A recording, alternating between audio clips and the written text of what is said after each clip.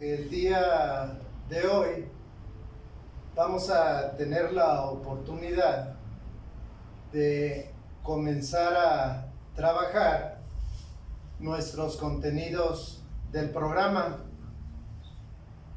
Como ya tenemos en el encuadre inicial de la presentación del curso,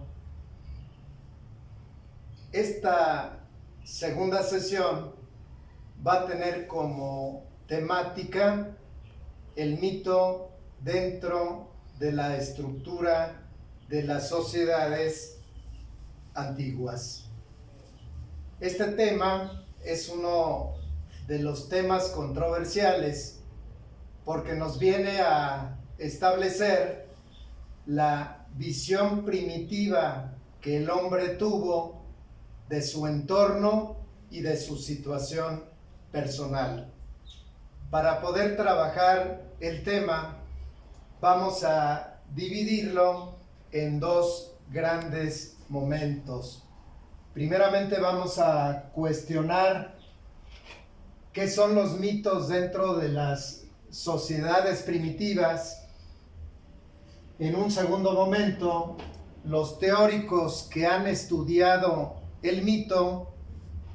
Y en un tercer momento, vamos a establecer la clasificación de los mitos y cómo ellos se proyectaron a través de la estructura social. Cuando hablamos de la estructura mítica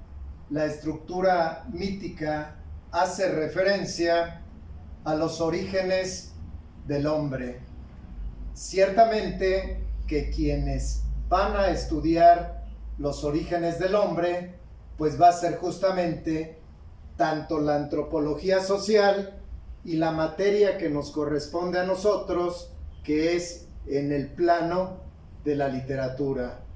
Porque simple y sencillamente la proyección de los mitos se va a dar a través de los textos antiguos, de lo que las sociedades primitivas establecieron para dar respuesta a lo desconocido. De ahí vamos nosotros a partir. ¿Qué son los mitos?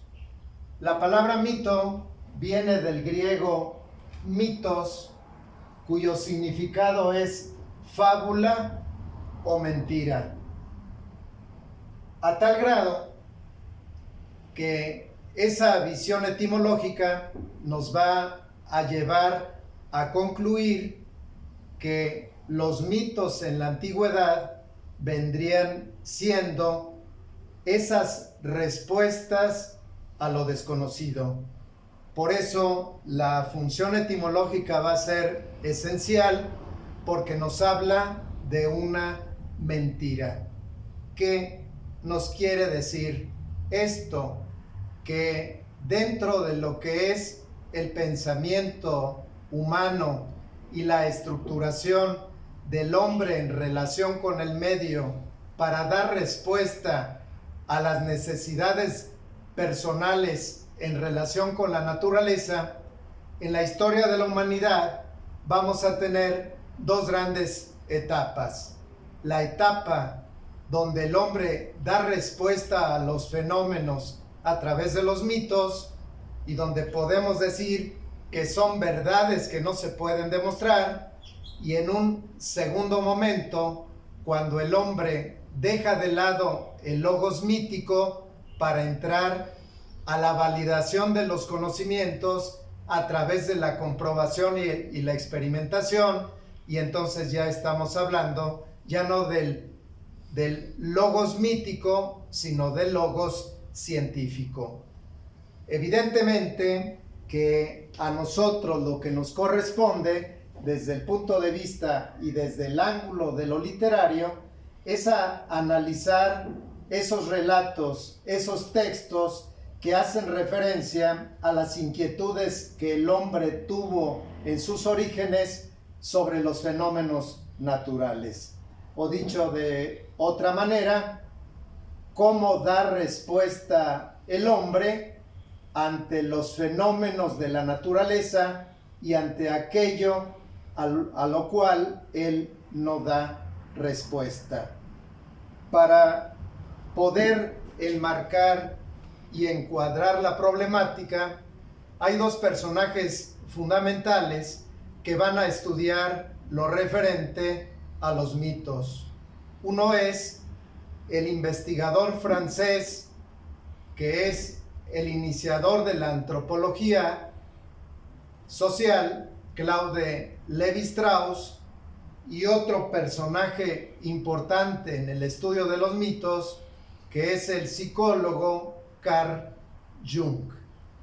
¿Qué establece uno de los pensadores en relación con el mito? Y nos vamos a referir a Claude Lévi-Strauss. Para Claude Lévi-Strauss, el mito es un producto del lenguaje, es decir, se da a través de la oralidad y la tradición, pero adentrándonos más en la definición de Claude Lévi-Strauss, él nos dice que es la unión de lo sensible con lo inteligible. ¿Qué quiere decir esto?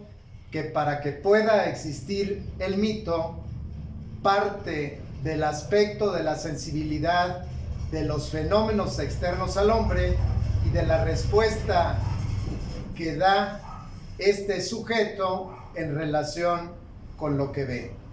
Por eso cuando hablamos de los mitos, estamos hablando de la preocupación que tuvo el hombre para dar respuesta a todos los fenómenos naturales. La lluvia, el fuego, el mundo.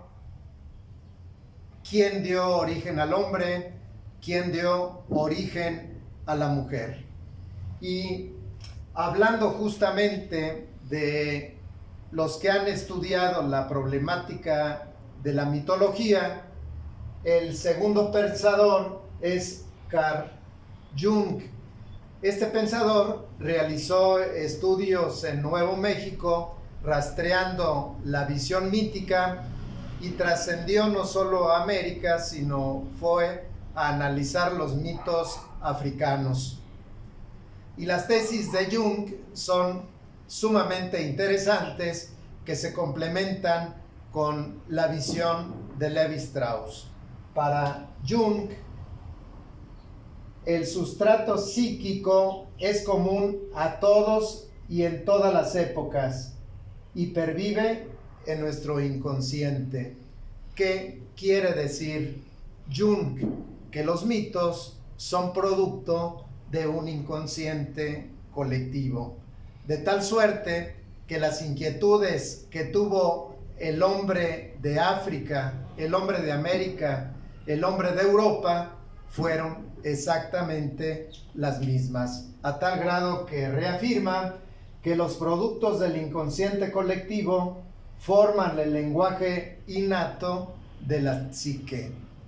Esta situación, este planteamiento de Jung nos va a servir para entender los productos literarios que van a aparecer en las sociedades primitivas.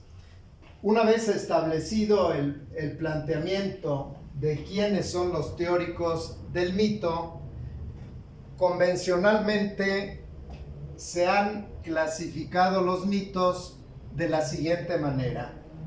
Mitos que dan origen a los dioses, explican el origen de los dioses, y entonces estamos hablando de los mitos teogónicos. Los mitos que hacen referencia al origen del mundo y del hombre se les denomina cosmogónicos. Los mitos morales, donde el mito da respuesta a la problemática del bien y el mal, entonces estamos hablando de los mitos morales. Los mitos etiológicos, que van a hacer referencia a las costumbres, al origen de las cosas.